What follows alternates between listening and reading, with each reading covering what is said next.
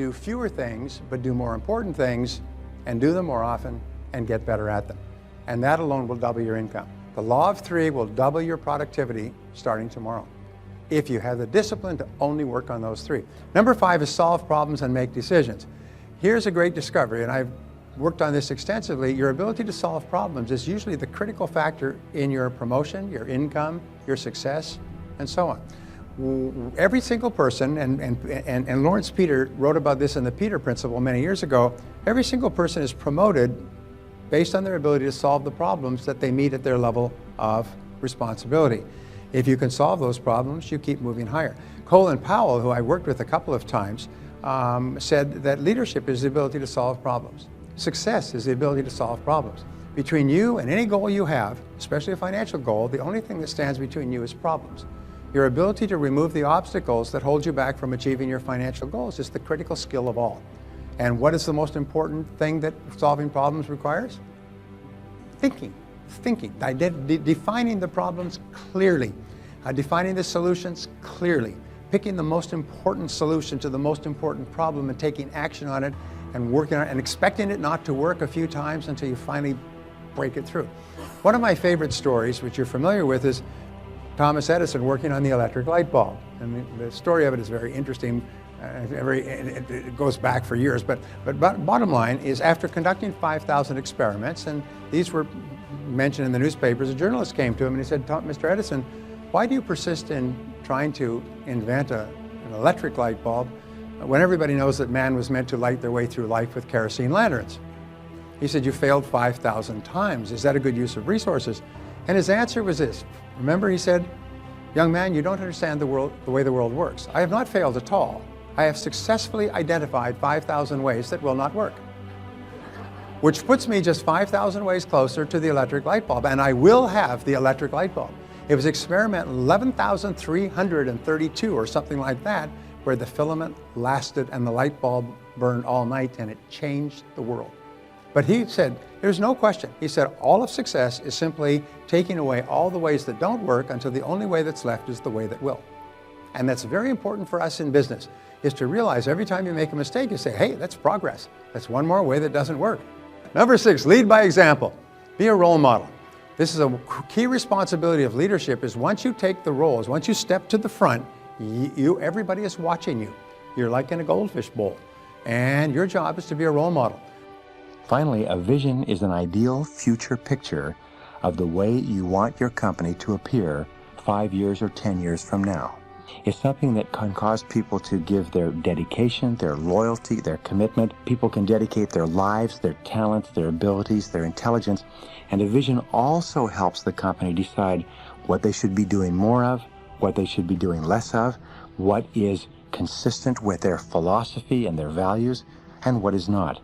So it's very important that individuals and organizations sit down and think through what the vision should be. The greatest weakness that we have as individuals, which filters into our organizations, is that we sell ourselves short. We settle for less than we are capable of. We tend to compromise even in advance. And so the establishment of a vision begins with your imagining no limitations on what you could be sometime in the future. Decide what's right before you decide what's possible. Imagine that you're in the process of creating the finest organization in the world, that this organization would be recognized far and wide as the finest company or organization of its kind that's ever been created.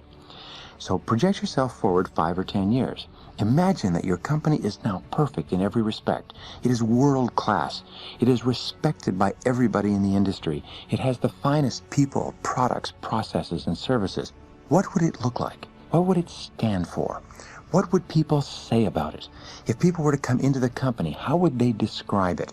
And just allow yourself to play with this idea.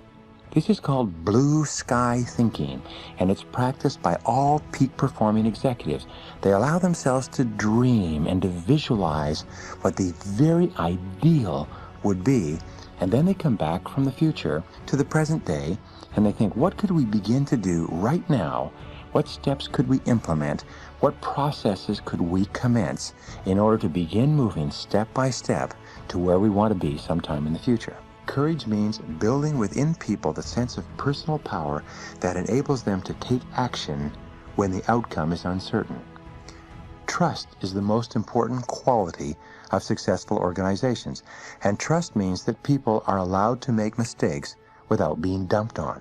They're allowed to take risks. They're allowed to try out new things. They're allowed to take chances when there is no guarantee of success, and they know that their bosses will not dump on them for a temporary loss of time or money. The most successful organizations are where people are the most creative and have the greatest amount of courage in trying out those ideas to see if they work. So here are the 7 responsibilities of leadership. Number 1, to set and achieve business goals.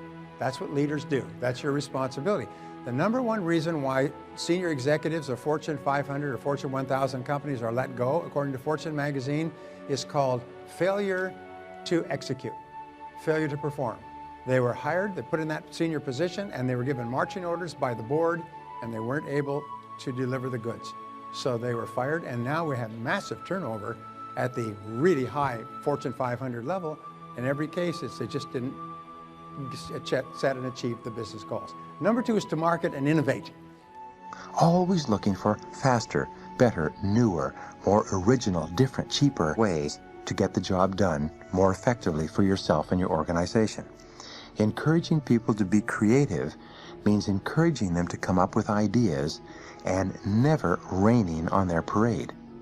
The Japanese employees of large corporations generate 100 times the number of ideas that employees of American corporations generate. And you know the reason? The reason is because every single idea is respected, and every single idea is encouraged, and every single person with an idea gets an opportunity to try it out on a small scale. In American corporations, however, when somebody comes up with an idea, everybody takes turn dumping on the idea and pointing out all the holes in the idea. So pretty soon people smarten up and they say, hey, if I want to get along, I have to go along, and they just stop making suggestions. In story after story, where people have been honestly asked to contribute their ideas to the organization, the average employee has amazed management with ideas on how to improve productivity and effectiveness in the company. And when they're asked, why didn't you come up with this idea before? They said, I've always had this idea, but I never felt my ideas were welcome. So welcome ideas and encourage creativity. Allow people to come up with even ridiculous ideas and just listen to them. Now, we say that to become a great leader, number 1, leadership is the most important factor for business success. When a team is in trouble, they don't fire the players, they change the coach. When a company's in trouble, they don't fire the staff, they bring in a new leader. A new leader can transform an organization. Number 2 is leadership is the ability to get results. Leadership means you get the results that are expected of you. You get the results for which you are responsible. You get the results that you have committed to get. If you start your own business, the results you've committed to getting are making sales and generating profits to provide for yourself and your family and so on and so forth. So results are the key. So like a semicolon or a colon, there's a one-to-one between leadership and results. And you can be a leader without followers. You can be a leader in an organization. All the people in my company, by the way, are leaders. It's the most amazing darn thing. Every one of them is committed to getting results and requires virtually no supervision. They just require being pointed in that direction. And so you can be a leader without followers. You don't have to have a team to be a leader. As long as you're getting results, you're a leader. Third is leaders have a clear vision of the future. This is a mark of leadership, is the top 10% of people have a very clear idea of where they're going. They have clear goals and clear plans that they're working on. Non-leaders follow the leaders. In fact, as Drucker said, the leaders think about the future. No one else is tasked with that responsibility.